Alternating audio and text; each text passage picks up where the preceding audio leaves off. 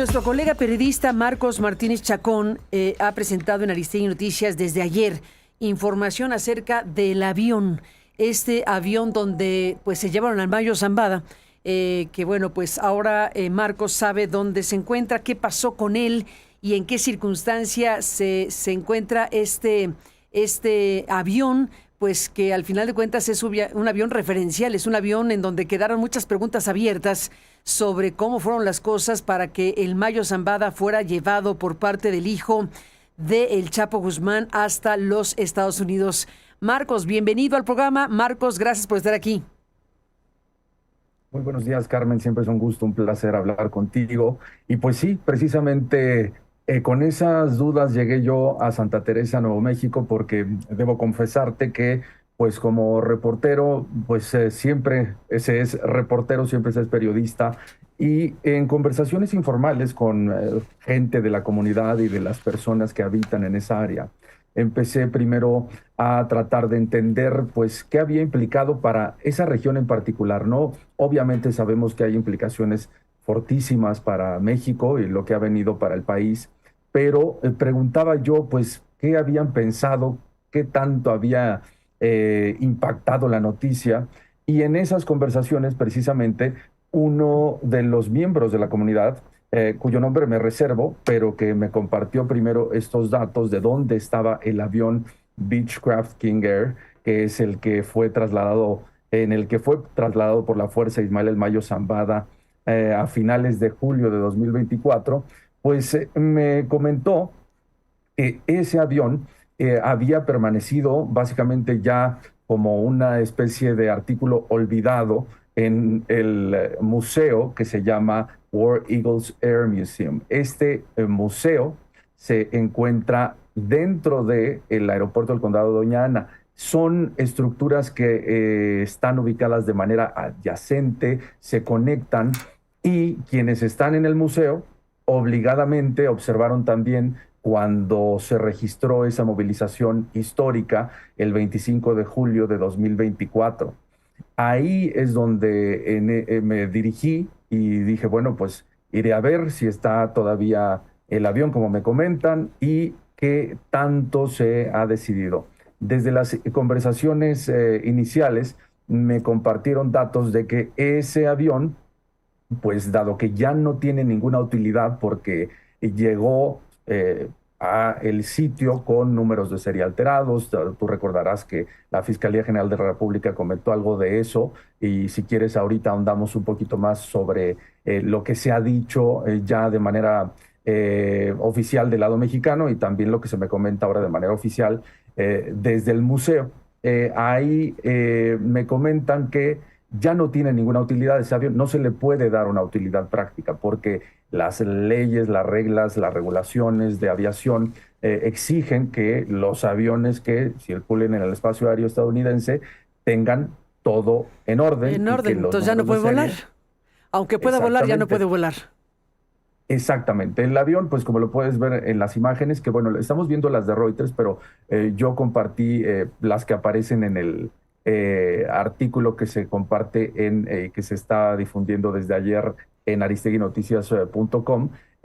Podemos mostrar las mías porque las de Reuters ya son antiguas, pero ahí en este museo, pues lo que negociaron, lo que acordaron los directivos del museo con el FBI, que es la agencia que incautó el avión, es que, bueno, si no se puede usar y aquí tenemos un museo, pues vamos a mostrarlo y a contar la historia, porque en efecto la comunidad sí está interesada en esa región de Nuevo México, que pues quien ha estado en esa zona, pues es adyacente al Paso, es básicamente México. O sea, además de que fue México, ¿no? Históricamente, pero ahí esa cultura de entender lo que pasa del lado de Juárez, del lado de donde existe y en muchas regiones del país gobierna el narco, desgraciadamente, en nuestro territorio, pues claro que despierta interés. Y fíjate que te quiero compartir un poco primero, tengo unas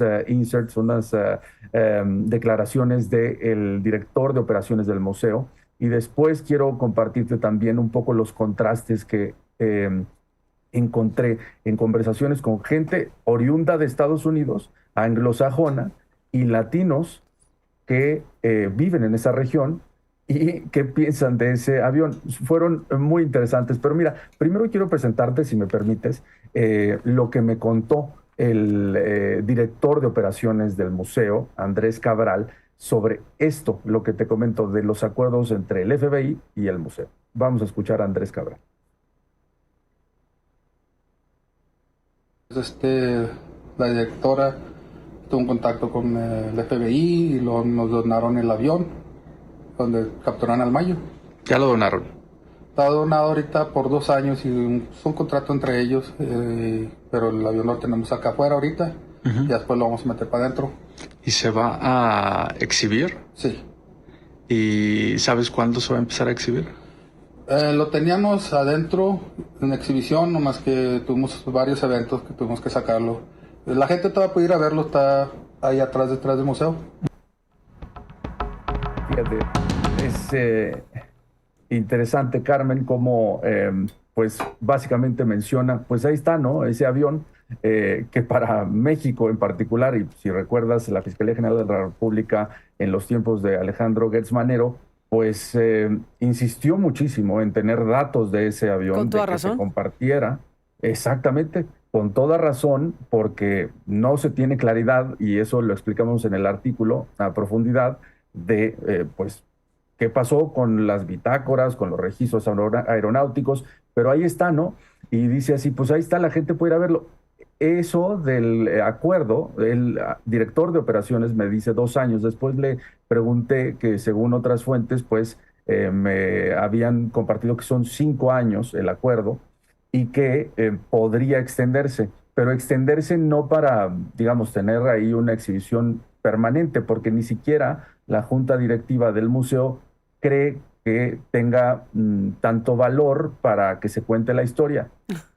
Yo les compartía que por supuesto que tiene valor informativo e histórico, y Andrés Cabral también me comentó algo de eso, pero él estuvo en el sitio cuando se empezó a registrar la movilización ese día de julio, que transformó para México la pues guerra del narco, la guerra en Sinaloa y lo que se ha vivido en el estado de Sinaloa. Ese hecho fue un parteaguas, Carmen. Sí, fue un parteaguas, pero reconozcamos también que es algo disruptivo, ¿no? Es algo disruptivo porque el museo al que llega este avión donde se subió al Mayo Zambada y en el cual se lo llevaron a Estados Unidos es disruptivo porque al final este museo tiene una naturaleza, tiene una razón de ser, que es un museo de aeronaves de la guerra, ¿no?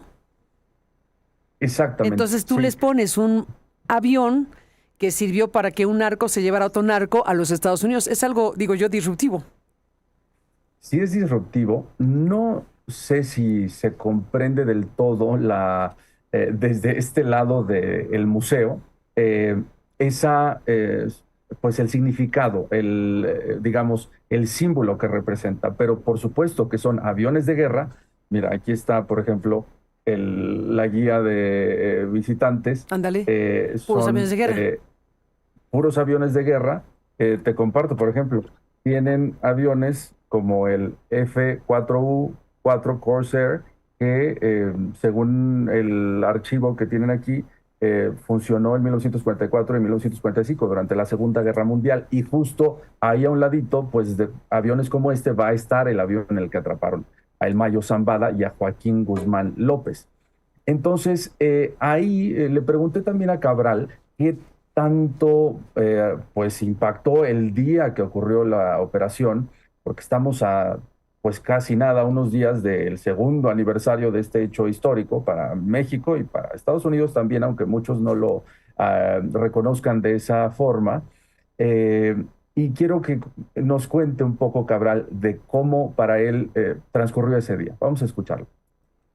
Cuando sucedió la captura, normalmente como ellos siempre tienen entrenamiento en esa área, para nosotros pues no era nada en lo normal ver todos los carros, todo eso. No fue hasta después que nos dijeron que teníamos que cerrar el museo, que estaba pasando algo. Ya después nos dijeron, capturaron al Mayo, fue el FBI y luego la DEA, Ya nos dijeron, fue el mayo que capturamos, aquí lo agarramos, pero pues, como para nosotros es normal ver siempre pues ellos que tienen su entrenamiento, todos los de Border Patrol, el FBI, todos, porque siempre vienen a entrenar aquí. Para nosotros fue pues otro día normal y común ver todos los carros de ellos. Y como mucha gente también importante viene aquí, llegan muchos carros a recogerlos. Pues fue algo no inesperado, que van a... No, pues llegaron, tienen su entrenamiento o tienen algo allá de ellos. Y hasta después que nos dijeron, fue en mayo. ¿Cómo que en mayo? Como que el mayo, ¿no? ¿Cómo que el mayo? Caray, fue el mayo. Sorpresa. Pues sí, son los testimonios del lugar donde ocurrieron las cosas. Exactamente, Carmen. Y pues después de esto, empecé, por supuesto, a preguntar, contacté al FBI. No me han respondido de manera formal, sí están procesando mi solicitud, pero son al menos 3 fuentes que me dicen, ese avión ya está ahí. Y bueno, evidentemente ya está ahí, pero me refiero a exhibido, y hay gente que ya acude, incluso aunque no está integrado al museo de forma oficial, y que todavía no se le hacen, digamos, las tarjetas informativas y demás, porque sí viene esa acción, pues me dicen que ya hay muchas personas que van y se toman fotos con él, sobre todo mexicanos. Y el contraste que te quería compartir es que hablando con una persona anglosajona y que me decía, bueno, pues sí, recibimos ese avión, esta persona forma parte de ahí de las operaciones del museo, y dice, pero pues, ¿quién va a querer ver un avión así? Y yo le comentaba, pues ¿quién no, no? Porque en términos informativos y en términos de la historia para México tiene valor. Y cuando le pregunté a Andrés Cabral, pues él me dijo, claro, viene muchísima gente, claro que sí hay personas de México que quieren ver el avión en el que atraparon al capo, que eludió la justicia por décadas en México y cuyo arresto desató pues hechos que hasta hoy reverberan en Sinaloa. Y quiero que escuchemos un poco de lo que piensa Cabral, que trabaja en el museo, es de raíces mexicanas, y que opina de qué implica esta exhibición. En parte sí. En parte pues se ve pues históricamente pues, alguien importante en el crimen organizado, pues, cómo fue aprendido y cómo vino terminando al último. Al último dice Andrés Cabral, y pues platicando con personas originarias de México en esta región de Nuevo México y de El Paso también en Texas, pues sí están interesadas, sí quisieran ir a ver el avión, sí tienen, por supuesto, esto que tú dices, Carmen, y lo dices bien, que es que disruptivo es que un avión que tiene implicaciones para la guerra entre los carteles se exhiba entre aviones de guerra de Estados Unidos. ¿Qué quiere decir el FBI con esto? Solo el FBI lo podrá informar en su momento. ¿Cuál es la intención en tiempos del gobierno de Donald Trump, que sin duda ha impulsado una retórica muy dura en contra del gobierno de México, de la política mexicana y de lo que implica la operación de los carteles del lado mexicano y su trasiego masivo de drogas hacia Estados Unidos?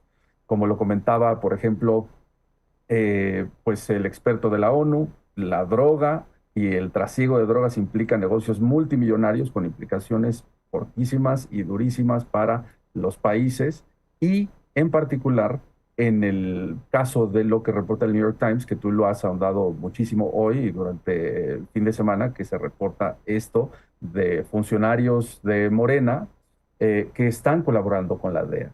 Las implicaciones de todo lo simbólico, de todo lo que quiere decir el gobierno de Trump en estos momentos, por supuesto que lleva un trasfondo y un mensaje de poner los puntos sobre las íes en torno al narco en México. Ni más ni menos. Pues Marcos Martínez Chacón, te aprecio muchísimo que nos hayas compartido esta mañana, bueno, desde ayer que estamos publicando en Aristegui Noticias en www.aristiguinoticias.com y en nuestro sistema multiplataforma este reportaje que nos permite saber y ver este avión donde atraparon al Mayo Zambada, que pues está siendo exhibido no todavía dentro del museo, sino afuera del museo, pero ya se puede ir a ver en el Museo de Aeronaves de Guerra tras esta donación del FBI. ¿Y quedaste claro si fueron por 2 años o por 5? Lo que me comentan es que es por 5, el acuerdo formal. Eso me lo dice alguien que aún no puede hablar públicamente del tema. 5, que se puede extender a 5 años más y que finalmente la donación está hecha. De 5 que se puede extender a otros 5, o sea, puede ser hasta 10 eventualmente. Exactamente, ya. Sí. Y pues sí, ¿qué haces con ese avión, va? ¿Cómo? ¿Qué haces con ese avión? Tienes que ponerlo en algún lado.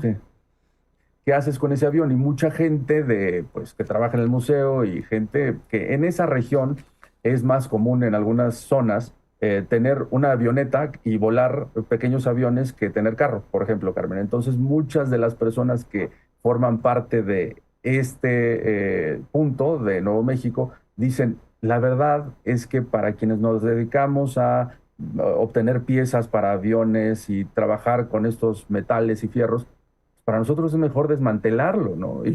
Y el otro lado de la narrativa es, pues no, tiene un símbolo, ahí atrapan a uno de los capos más importantes en la historia de México. Y fíjate, Carmen, en los comentarios de redes, de lo que se ha dicho después de que publicamos el artículo en aristiguinoticias.com, los usuarios dicen, bueno, pues sí, Estados Unidos exhibe su trofeo, ¿no? Entonces vale la pena considerar si esa es la intención del FBI. Ese es un análisis que hago yo. ¿También? Y que retomando lo que comentan los usuarios, ya que a ver si en el buzón de voz también comentan un poco de esto. Perdóname si yo asuso los comentarios al buzón de voz sobre esto. No, sí, pero sí. Es un tema de temas, sí, cómo no. Pero en los comentarios de las publicaciones en Aristegui Noticias, en Facebook, X, y pues eso es lo que dicen los lectores. ¿Será esto un trofeo? ¿Cómo se está planteando desde el lado del FBI? No me queda claro si en el museo lo ven así. Yo veo opiniones que dicen es un fierro, pero el FBI lo está donando por una razón, ¿no? Y bueno, además de que no tiene utilidad, pues también es un sitio de exhibición de aeronaves de guerra. Exactamente. Esa connotación seguramente es la que motivó al FBI a donar este avión ahí. También podrían desmantelarlo, también podrían hacerlo chatarra, podrían hacer otras cosas con este avión, pero bueno, decidieron donarlo a un museo que es un museo de guerra, cuando para el gobierno de los Estados Unidos estamos frente a una guerra contra el terrorismo incluso, que es lo que estamos aquí observando desde que llegó Donald Trump. Exactamente, una guerra contra organizaciones de terroristas extranjeras o terrorismo extranjero, así le llaman las FTOs, Foreign Terrorist Organizations. Y el punto ahí también es qué tanto se habrá compartido, y son las incógnitas que incluimos en el artículo, qué tanto se habrá compartido de aquello que Gertz Manero insistía, como tú dices, puntualmente y con toda razón, al gobierno de Estados Unidos de ese avión. Porque las dudas están todavía, por lo menos para el público, para la sociedad mexicana, abiertas. Las preguntas todavía no se han respondido de quién era el propietario original, quién ha volado ese avión en su historia desde que fue producido hasta ahora. No son una infinidad de aviones como esos en el mundo. Entonces registros debe haber. ¿Qué tanto se compartió con México en los tiempos en que Gertz Manero estaba exigiendo esa información? No sabemos si ahora la fiscal actual, Ernestina Godoy, todavía está sobre ese tema, pero sí sabemos que el tema del Mayo para Estados Unidos es crucial, tan crucial que, como lo comentaban hace unos momentos, el 20 de julio se aproxima la audiencia de sentencia y también lo que se ha reportado es la información que ha compartido el Mayo ha sido clave, según los reportes del New York Times, del LA Times, de periodistas independientes como Anabel Hernández y Maridalia Gómez, para procesar estas investigaciones criminales en contra de funcionarios tan relevantes para Morena como Rocha Moya, los funcionarios de su administración y exfuncionarios y funcionarios en turno de todo el sistema político de México, en particular de Sinaloa. Ni más ni menos. Pues Marcos Martínez Chacón, sí, estamos en un momento donde estamos observando los informes, las declaraciones, los reportajes. Efectivamente, estamos en un momento donde México, Estados Unidos y el crimen organizado. Y como dijo Esquivel más temprano, Jesús Esquivel, estamos a la espera de que el 20 de julio a las 9 de la mañana, tiempo de México, se dé la sentencia, quien lo dijera, Almayo Zambada, individuo protagónico de estas historias que fue trasladado justamente en ese avión del que estamos hablando, Marcos, a los Estados Unidos. Así es, Carmen. Esa audiencia pues será también histórica. Desde que el Chapo fue extraditado en tiempos de el primer gobierno, cuando se aproximaba a la toma de posesión primera de Trump, luego se sentencia, es histórico. Y ahora viene el segundo juicio del siglo. Creo que Jesús Esquivel escribió ese libro en torno a el juicio en contra del Chapo. Y ahora viene otro que debería, aunque no hay un juicio tal cual, es una sentencia. Él se declaró culpable de narcotráfico y de haber encabezado una organización criminal, pero será histórico finalmente. Será histórico, sí. Será histórico la sentencia que le den, que será la más alta posible seguramente. Y a partir de ahí, como dice Jesús, a partir de ahí puede haber un proceso de negociación y ahí a temblar se ha dicho de los que hayan estado involucrados con el cártel de Sinaloa a lo largo de, ¿qué te gusta? ¿50 años para acá? 50 años, Carmen, de descomposición de este lado mexicano, de una espiral de violencia que no terminamos de resolver en México.